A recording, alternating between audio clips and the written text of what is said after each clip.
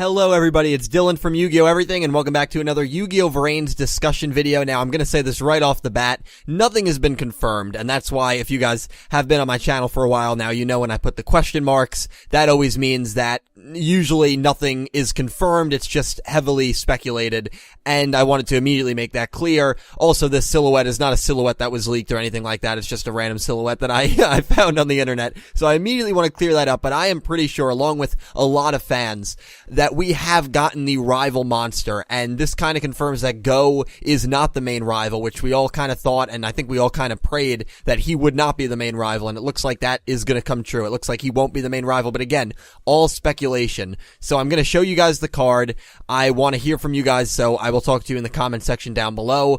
Here is the card. It is a Link 4 Dark Cyburst type Link effect monster. Right off the bat, Firewall Dragon is a Link 4 Light monster, so keep that in mind, Light Cyburst. So this is a Dark. Topologic Bomber Dragon, 3,000 attack points. And here are its effects. Crazy effects, I think. If a monster, except this card, is special summoned at a Link monster's Link point, destroy all monsters in the main monster zones. Also during this turn, other monsters you control cannot attack. Now let's flip over to Firewall Dragon's effect real quick. The second effect for Firewall Dragon, if a monster at this card's Link point is destroyed by battle, you can special summon one monster from your hand.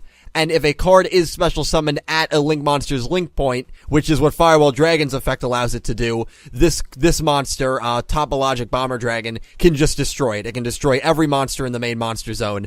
The second effect, I think, is pretty crazy too. After damage calculation, when this card attacks an opponent's monster, inflict damage to your opponent equal to that monster's original attack.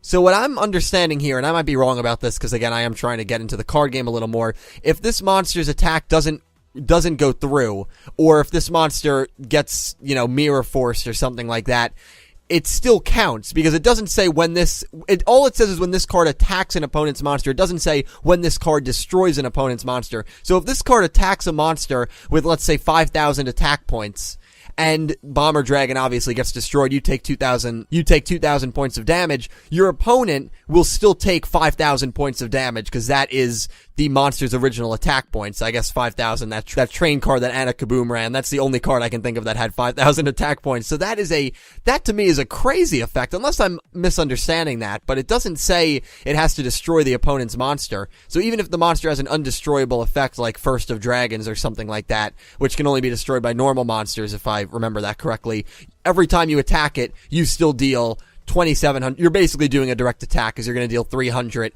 from this monster and then an additional 2,700. So that just seems like a really powerful effect. 3,000 attack points. It's a dark monster. It reminds me a lot of Red Dragon Archfiend. It reminds me a lot of Jack Atlas's ace monster for whatever reason. And as we know, Jack Atlas was the ace to Yusei. And even Firewall Dragon reminds me a lot of Stardust. There's definitely some comparisons there being made. And the other monster that we got is Cracking Dragon, which is 3,000 attack, 0 defense, a level 8 dark machine type effect monster. Not going to really read you the effects, but that could be a monster that is used by a character. Another piece of information that came out is this picture, and this basically says the next issue of Weekly Jump on sale, April 24th, comes with an alternate art Firewall Dragon. It'll also apparently contain a lot of new information about the anime, so thank you to everyone who translated, thank you to YG Organization who posted this. I will link all this stuff down below. So April 24th, we are going to be getting a lot of new info about Vrains, but before that, we are getting a V-Jump, which should come out in about 4 or 5 days, that I predict will feature a new character. It will feature the Knights of Hanoi, the leader of the Knights of Hanoi, which will be Yusaku's rival. That is my big prediction. I'm actually currently working on a theory right now regarding Yusaku's past, regarding Yu-Gi-Oh! Vrains.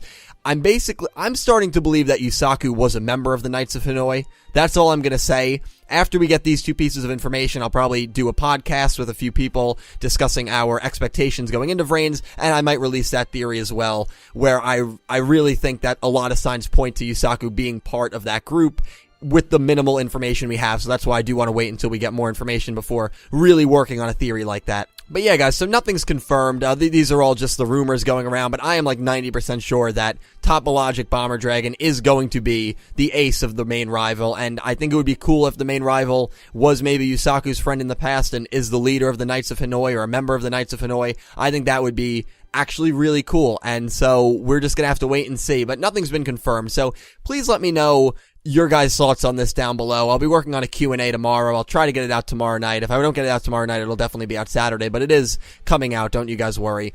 And so that should be a lot of fun.